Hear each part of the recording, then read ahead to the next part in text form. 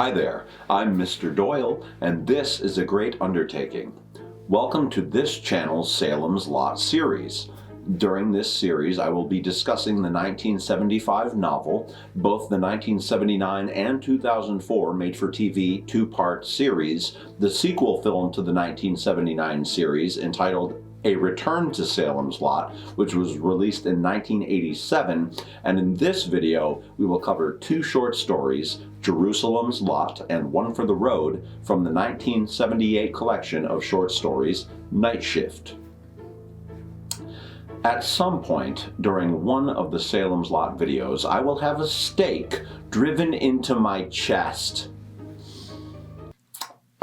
I'm not sure how I'll be making this work just yet, but it's certain to be bloody and very realistic, as I have no experience in special effects, stage makeup, or any other relevant craft. The clip has been hidden somewhere in this series, so watch all the videos to catch what promises to be what I just described. Before we get started, it's time for a Vlad joke. When does an idea kill a vampire?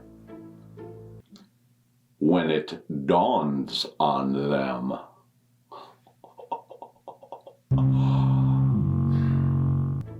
Jerusalem's Lot.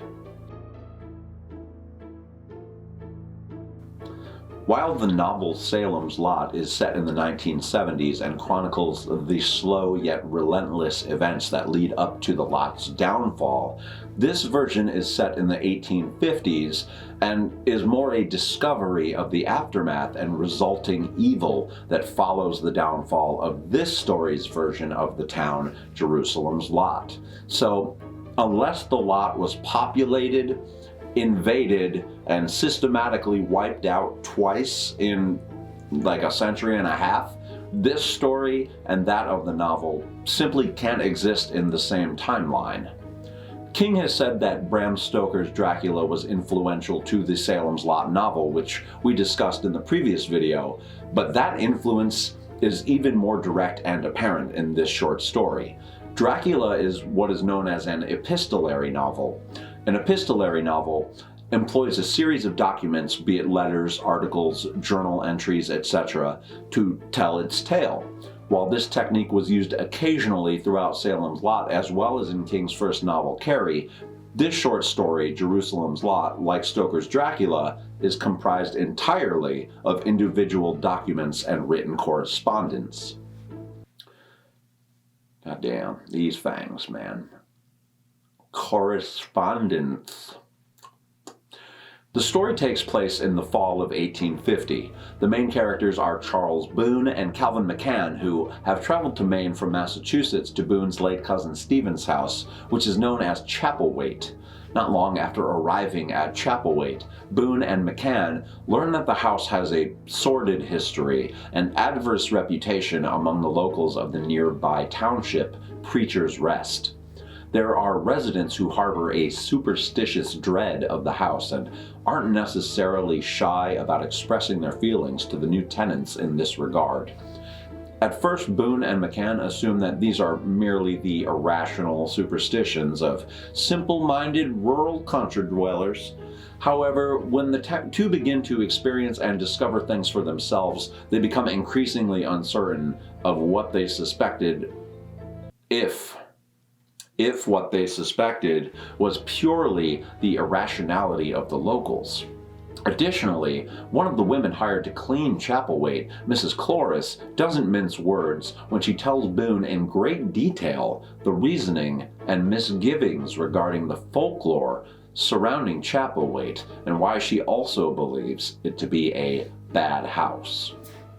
A series of events and the desire for answers lead our protagonists on a short journey to investigate the nearby town of Jerusalem's Lot.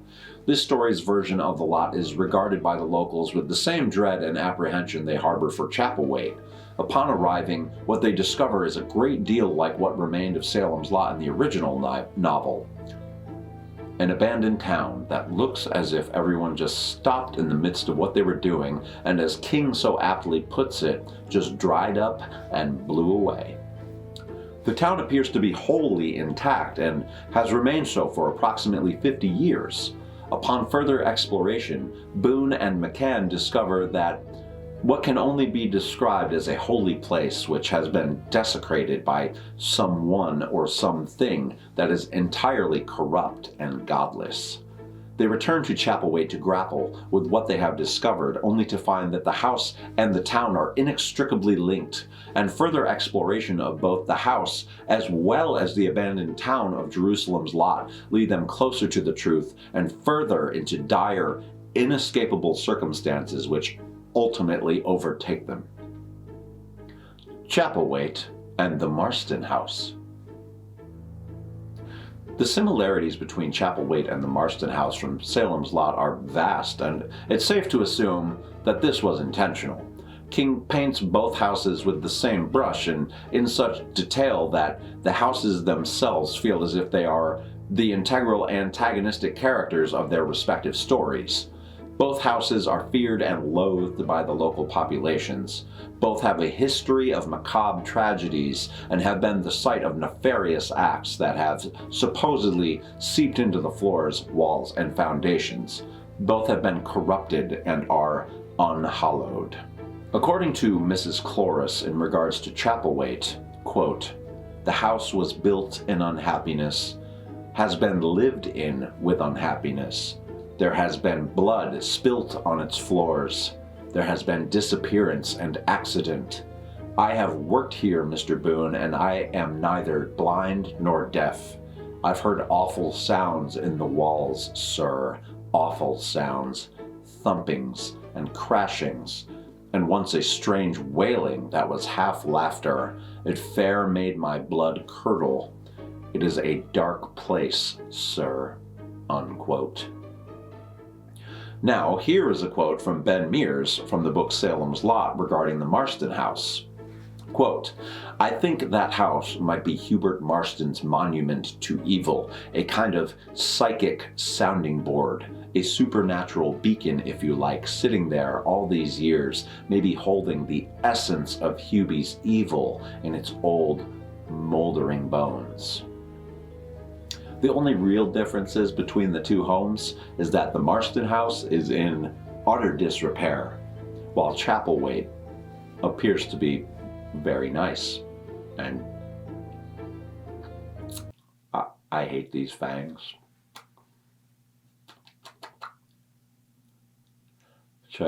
Maybe I should take them out. Nope, keeping them in. Here we go. Is Jerusalem's Lot a prequel to Salem's Lot? Son of a Stop that.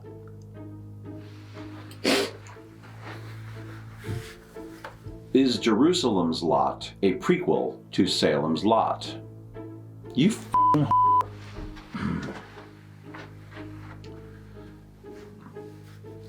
Is it a prequel to Salem's Lot?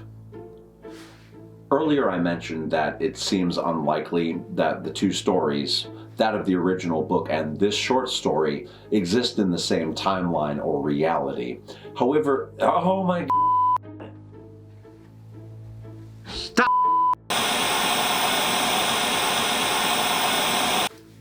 Is it a prequel to Salem's Lot? Earlier I mentioned that it seems unlikely that the two stories, that of the original book and this short story, exist in the same timeline or reality. However, it is fun to theorize that just maybe the town of Jerusalem's Lot was in fact infiltrated by vampires in the late 1700s or early 1800s, nearly 200 years prior to the story from the novel, and that it happened again in the same town in the 1970s. That is certainly enough time for a town to be reestablished and for the folklore and superstition borne by the nearby residents to die off with those who perpetuated those beliefs. And if it worked there once before, perhaps Barlow figures it would be worth another go. I wondered if it was possible for Chapelweight and the Marston house to in fact be the same house. With their descriptions, histories, and similarities, it seemed at least worth considering. However, based on the geography provided by King in the two stories, this would be impossible, as one has a view of what seems to be the Atlantic Ocean or the Gulf of Maine, while the other sits high upon a hill overlooking the town with no body of water in sight.